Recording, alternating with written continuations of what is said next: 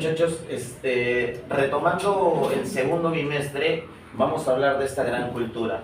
Nosotros dentro del primer bimestre habíamos periodificado la historia según la perspectiva del gran investigador John Rowe, ¿no? ¿No es así? Habíamos periodificado la historia en 5 periodos: horizonte temprano, intermedio temprano, horizonte medio, intermedio tardío y horizonte tardío. Chavín se va a situar en esta etapa, que es la etapa del horizonte temprano, o también llamada etapa del formativo, ¿no? Cualquiera de esas dos aseveraciones, pues, es la correcta, ¿no? El horizonte temprano. ¿Quién va a descubrir Chavín? El gran arqueólogo Julio César Tello. Tello es considerado el padre de la arqueología peruana. Bueno, una curiosidad de Tello, ¿no? Tello fue doctor, estudió en San Marcos medicina, pero su pasión por la arqueología pudo más, y es así como va a descubrir esta gran cultura llamada la cultura Chavín.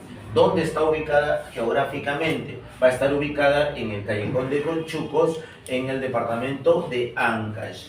Como lo pueden ver aquí en la pizarrita, va a estar ubicada entre los ríos Mosna y Huachexa, en el departamento de Ancash, ¿no? En este departamento de Ancash va a estar ubicada esta gran cultura. Tello va a definir a la cultura Chavín como la cultura matriz, la cultura originaria, y en base a Chavín se van a crear las demás culturas.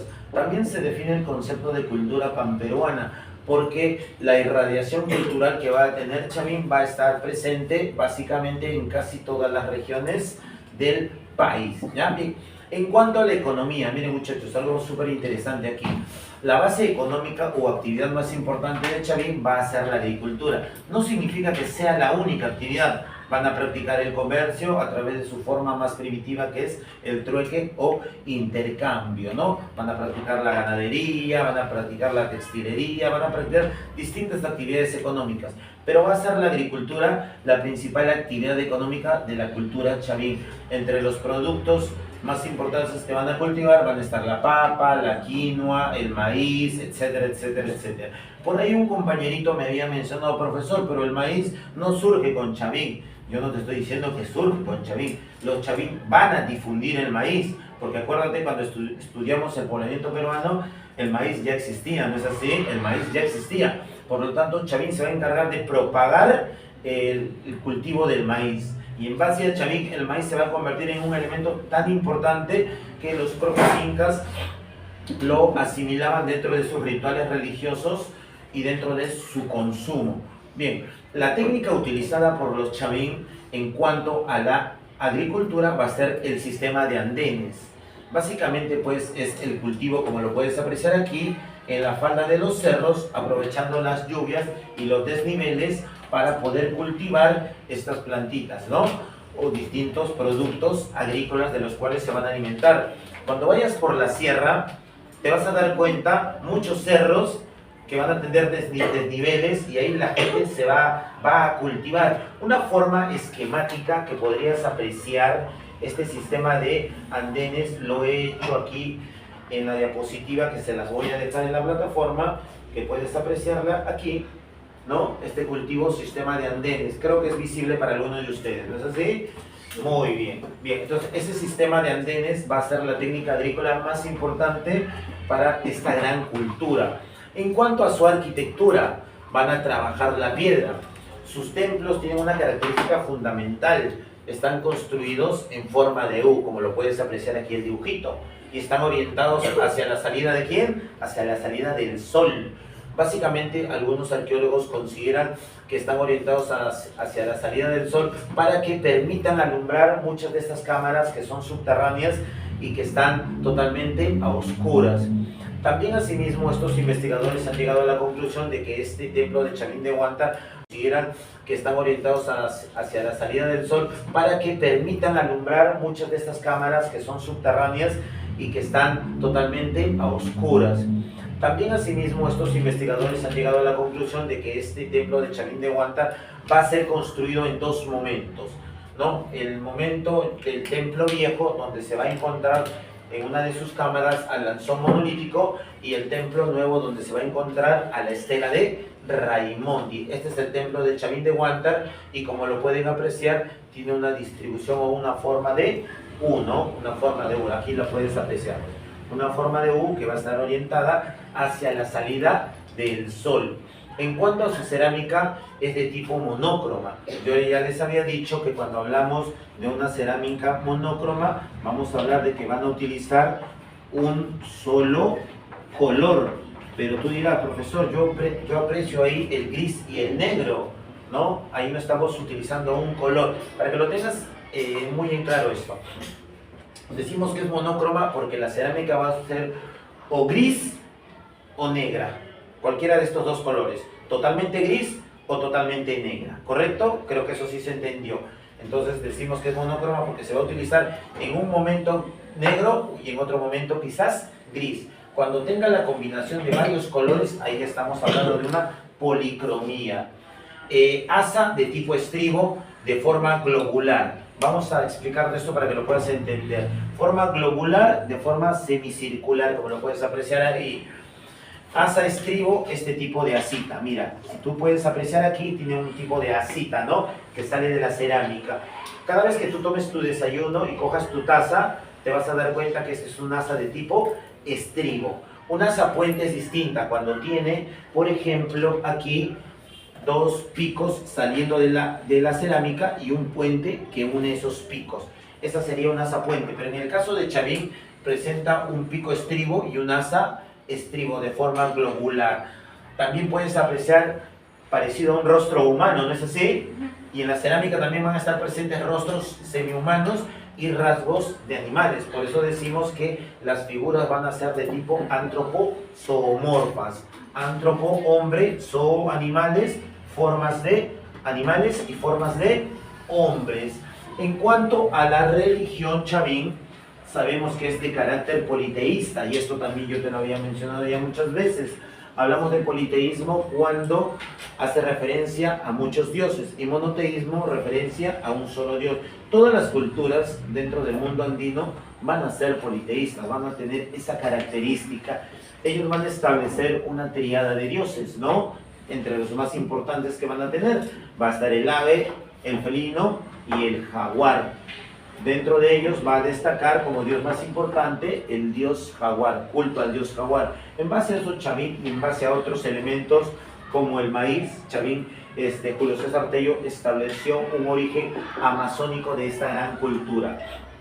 Mira tú, te cuento algo importante aquí, ya cuando lleguemos aquí. En cuanto a la organización social, tenemos que van a ser los sacerdotes quienes van a establecer el control de esta sociedad Chavín, ¿no? Debajo de ellos los artesanos y especialistas, y debajo de ellos los campesinos. Sabemos que los sacerdotes tienen características de saber algo de astronomía o no, tienen que saber algo de los cambios climáticos para poder engañar a los campesinos y obtener de ellos sus excedentes productivos y su fuerza de trabajo. Algo muy importante que te invito a ver en un documental que hay muy interesante en YouTube acerca de la sociedad de Chavín. Estos sacerdotes habían establecido el templo de Chavín de Huántar como un templo cultista. ¿Qué hacían? Preparaban San Pedro a sus invitados. Por ejemplo, si yo al compañerito de adelante es una persona que quiere aprender de rituales religiosos, yo lo invito al templo de Chavín de Huántar, y en el templo de Chavín de Huántar entramos dentro de una de las cámaras. Yo voy a vestir con rasgos felínicos, rituales religiosos. Yo lo invito al templo de Chavín de Huántar, y en el templo de Chavín de Huántar entramos dentro de una de las cámaras. Yo voy a vestir con rasgos felínicos y con varios atavíos en la cabeza. Nos vamos a sentar y lo voy a invitar a beber San Pedro.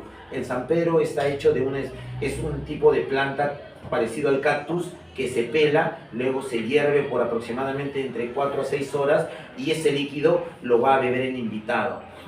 Luego de eso, en un pocillito hay un polvillo blanco que ellos mezclan de una especie de habas con otros insumos, y van a ser aspirados por el visitante y por el sacerdote.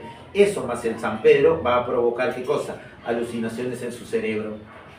Otra característica muy importante de estos sacerdotes, cómo veían las visiones. Echaban, por ejemplo, a su compañero sobre el piso y le pasaban una serpiente por el cuerpo. Y según el movimiento de la serpiente, ellos podían deducir cómo se manifestaban los dioses, ¿no? Muy curioso esto. Se dice también que en estos rituales religiosos participaban las mujeres como sacerdotisas. Hay algunos que han postulado algunas teorías que no han sido comprobadas científicamente, como por ejemplo que dentro de Chavín de Huanta pudo haber existido el canibalismo ritual, ¿no? Eso no está comprobado científicamente, así que es solo una teoría. En cuanto a la textilería, van a utilizar la lana y el algodón para poder establecer y crear algunas prendas.